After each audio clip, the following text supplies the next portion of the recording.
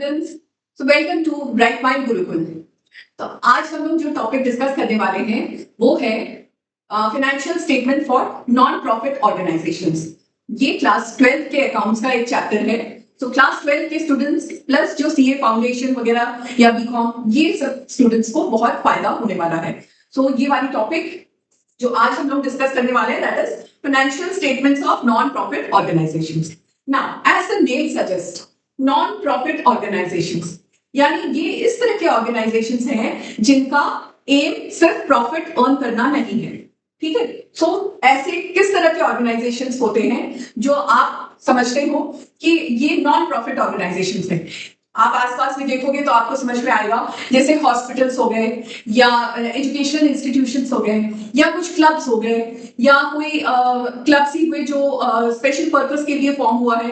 इस तरह की जो भी ऑर्गेनाइजेशंस हैं जिनका मेन पर्पस ये होता है कि सोसाइटी के लिए कुछ करे and not for their personal benefit. So इसी तरह के ऑर्गेनाइजेशंस को हम क्या कहते हैं? Non profit organisations. ठीक है। सो आगे बढ़ते हैं आज के टॉपिक में। थोड़ा सा शुरुआत में थोड़ा सा हम लोग थ्योरी करेंगे, उसके बाद फिर प्रैक्टिकल सम्स के साथ हम लोग इसको डिस्कस करेंगे। ठीक है। सो organisations. So what is the meaning? A non-profit organization works for the society's benefit. यानी ये सोसाइटी के लिए कुछ करने के लिए इसको फॉर्म किया गया है and its main purpose is not profit, not for profit. Its main aim is to provide service. इसका मेन एम होता है service providing and not for profit.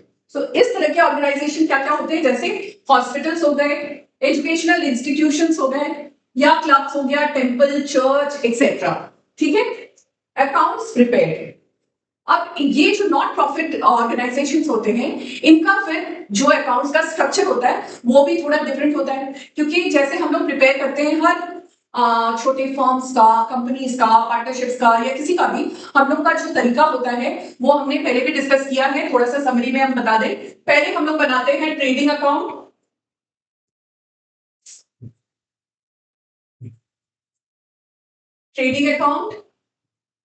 फिर प्रॉफिट एंड लॉस अकाउंट और उसके बाद फिर बनता है बैलेंस शीट। ये नॉर्मल जो फाइनेंशियल स्टेटमेंट्स किसी भी कंपनी का, फर्म का, सोल प्रोप्राइटरशिप का, किसी का भी बनता है तो यही तीन हम लोग अकाउंट्स बनाते हैं। उसके बाद फाइनली बैलेंस शीट बनता है। लेकिन इसमें because it is not for profit तो ये वाला जो हमारा अकाउंट है ये तो बनना ही नहीं है। फिर इसमें क्या बनेगा? इसमें क्या बनेगा? फर्स्ट है हमारा रिसीट एंड पेमेंट अकाउंट। ठीक है। Receipt and payment account.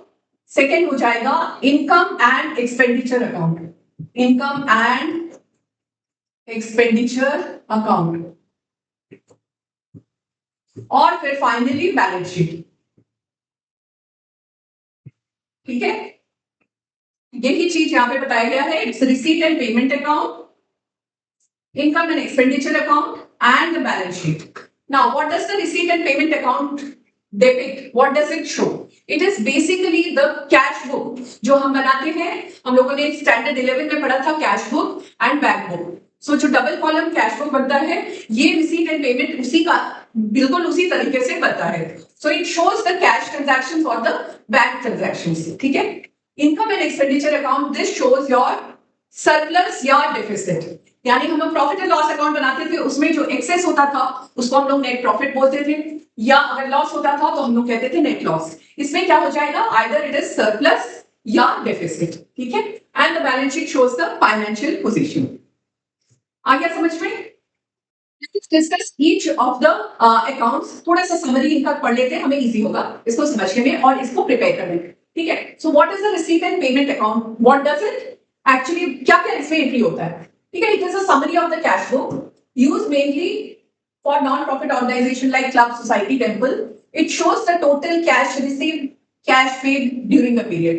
Records all the cash transaction, whether capital or revenue, past or present or future. ठीक है।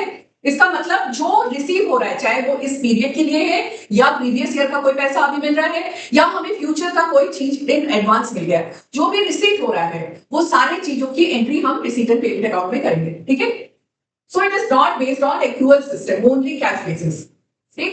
आपको समझ में आ गया इसकी लिमिटेशंस क्या हो गए? It shows only the cash flow, so not the true financial performance of the organisation. It can not correctly determine the surplus or deficit. सिर्फ कैश आना और कैश जाना यही ये रिकॉर्ड करता है। चाहे उसमें आपने बड़े फिक्स एसेट्स भी खरीद लिए तो भी उसकी एंट्री हो जाएगी। अगर डेली के कोई आपको रिसीट्स आया वो भी आप एंट्री करोगे, डेली के खर्चे भी एंट्री करोगे। तो इसमें सरप्लस एंड डेफिसिट आपको समझ में नहीं आएगा, ठीक है? Because it does not include all revenue related adjustment. It does not consider income expenses of current period only, क्योंकि कैश रिसीट जैसे मैंने बोला है पास्ट, प्रेजेंट एंड फ्यूचर की जितने भी आपके कैश में रिसीव हो रहा है या पेमेंट हो रहा है वो सारे रिकॉर्ड होते हैं। ओके, या पढ़ लेना, ये एक समरी आपको समझने के लिए बहुत इजी होगा। और जब आप बनाओगे रिसीट एंड पेमेंट अकाउंट तो आपके दिमाग में रहेगा कि ये क्या चीज के लिए बना है and how to make it. Now the income and expenditure, that is the second step. वो क्या है? It matches the income with related expenses of the same period. होती है कि ये रिकॉर्ड कर रहा है वॉट एवर इनकम और expenses of the current period prepared at the year end to find out the surplus or deficit। इसी account से आपको पता चल जाता है इनकम एंड एक्सपेंडिचर। जैसे ही हम बनाएंगे all the expenditures and income, ठीक है, ऐसे ही होता है। ये डेबिट हो गया, ये क्रेडिट हो गया।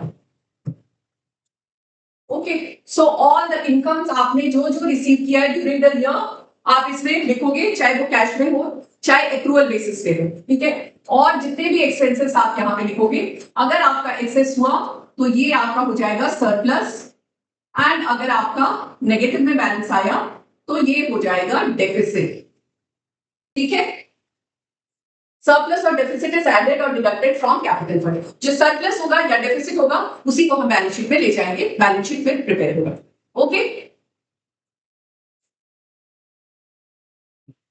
नाउ स्ट्रेट अवे अब हम एक रिसीट, जब हमने रिसीट पेमेंट पढ़ लिया है, इनकम एक्सपेंडिचर पढ़ लिया है, तो हम स्ट्रेट अवे एक क्वेश्चन रिसीट पेमेंट और इनकम एक्सपेंडिचर के ऊपर इसको हम सॉल्व करते हैं, ठीक है। चलो, can you see? I hope you can see, this is the question. Receipt and payment account of XYZ club, ये दिया हुआ है for the year ended 31 March 2024, ठीक है। बैलेंस ब्रॉट डाउन, जो भी रिसीव हुआ है, बैलेंस ब्रॉट डाउन मतलब जो कैश एंड बैंक बैलेंस होगा ये यहाँ पे होगा। सो ये balance sheet of last year, जो पिछले साल की बैलेंस शीट से ये बैलेंस हम यहाँ पे लेते हैं, ठीक है। And then subscription receive for 22-23। अब 22-23 क्या हो रहा है? हम तो 24 का बना रहे हैं ना, 23 एंड 24। हमारा जो ईयर एंडेड 24 है, मतलब 1 अप्रैल 23 से लेके 31 मार्च 24 तक हम प्रिपेयर कर रहे हैं। लेकिन अगर सब्सक्रिप्शन पिछले साल का रिसीव हुआ है तो वो भी आएगा। सब्सक्रिप्शन फॉर करंट ईयर इतना, डोनेशंस, एंट्रेंस फी और सारे खर्चे, and then the balance, that is the closing balance of cash and bank. अब इसमें एडिशनल इंफॉर्मेशन क्या दिया हुआ है? देखिए, first adjustment, outstanding subscription for the year ended 31 March 24, मतलब ये सब्सक्रिप्शन जो है मुझे अभी तक मिला नहीं है, that is 55,000। Outstanding salary and wages खर्चे 40,000। Sports equipment to be depreciated at 25% for the year 31st March and 50% of entrance fee should be capitalized। So हमारे पास 4 एडजस्टमेंट्स हैं, ठीक है। सो सब्सक्रिप्शंस आउटस्टैंडिंग, सब्सक्रिप्शन यहाँ पे हमारे बहुत सारे हैं, तो usually subscription is a big income item जिसका हमें हर वक्त हर सम में आप देखोगे कि इसमें कुछ एडजस्टमेंट्स रहते ही रहते हैं, ठीक है। तो इसको अलग से कुछ ऐसे स्पेशल आइटम्स हैं जिसको आप अलग से ट्रीट करोगे। तो subscription,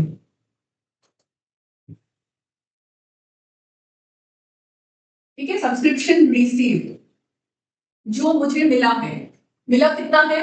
for 22-23 it is 65,000 plus 3,55,000, ठीक है। This is the total amount that has been received, that comes to 4,10,000, okay. Now हमें एडजस्टमेंट क्या क्या करना है? Outstanding subscription for the year ended 31 March, यानी अभी मुझे ये मिला नहीं है, so we have to add subscription outstanding for current year, that is for 55,000. That is 4,65,000. ठीक है, this is the total subscription received and outstanding. Now, जो लास्ट ईयर का है सब्सक्रिप्शन वो हमें यहां से लेस कर देना है because that pertains to last year. Income expenditure में सिर्फ ड्यूरिंग द ईयर के ट्रांजैक्शंस का अकाउंटिंग होता है, ठीक है. So that subscription, outstanding subscription of previous year 65,000.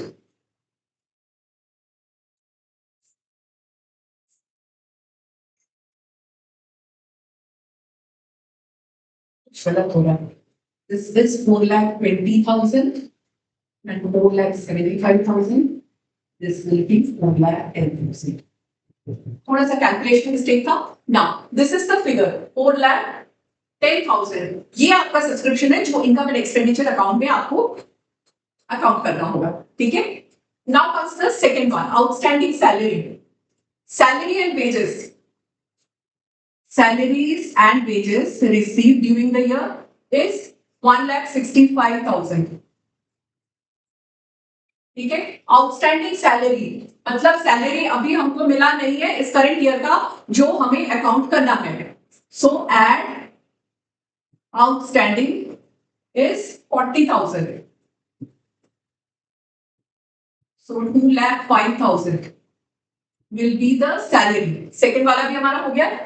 Now the third, sports equipment to be depreciated at 25% for the year ended 31st March. Sports equipment मेरा कितना है 3,42,000.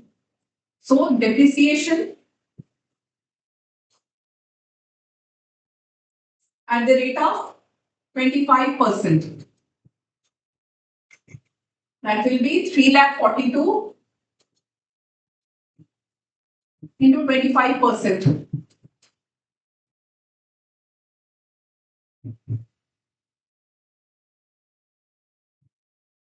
85,500. This is the depreciation. और उसके बाद 50% ऑफ एंट्रेंस फी. जो entrance fee है इसमें 50% जो है that needs to be capitalise. So balance sheet जब हम बनाएंगे तब हमें ध्यान में रखना है कि 50% हैज टू बी कैपिटलाइज और 50% जो बाकी है वो हमारे इनकम एंड एक्सपेंडिचर में इनकम में दिखेगा, ठीक है. आई होप आपको समझ में आया. ये पूरा जो 4 एडजस्टमेंट्स थे उसको मैंने यहाँ पे कैलकुलेट करके आपको दिखाया है. इसके बाद फिर हम इनकम एंड एक्सपेंडिचर अकाउंट बनाएंगे. This is the income and expenditure account for the year ended 31st March. ठीक है. So subscription जो हम लोगों ने कैलकुलेट किया था 4,10,000. Now what is happening? Expenditure, debit, credit भी क्या है? Income. So income is always on the credit side. ये हम क्या शो करेंगे? By subscription received income जो था 4,10,000 हमने कैलकुलेट किया था, ठीक है. डोनेशन वॉज 55,000, ठीक है.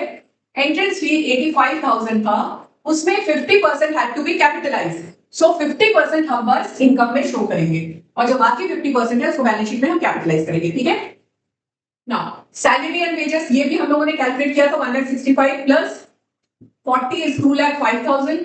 बाकी ऑफिस एक्सपेंसेस इतना था. डेप्रिसिएशन कैलकुलेट हुआ था 85,500. बाकी सारे खर्चे हमारे वैसे हैं, ठीक है. So now if we total both the sides तो हमारा excess आ रहा है 57,000. This will go to balance sheet. जैसे हम लोग प्रॉफिट एंड लॉस अकाउंट बनाते हैं और उसमें अगर प्रॉफिट आता है तो प्रॉफिट को हम जाके कैपिटल में ऐड करते हैं, इसी तरह से ये जो सरप्लस है ये जाके आपका बैलेंस शीट में वहां पे ट्रीटमेंट उसको ऐड किया जाएगा, ठीक है. कैपिटल फंड में ये ऐड होगा. ओके. तो I hope it is understood. Practically भी मैंने एक सम कर लिया है तो ये क्लियर हो गया होगा. इसी तरह से आपके जो एडजस्टमेंट्स होंगे वो थोड़े और एक्स्ट्रा होंगे. बाकी जो कॉन्सेप्ट है वो यही है. ओके.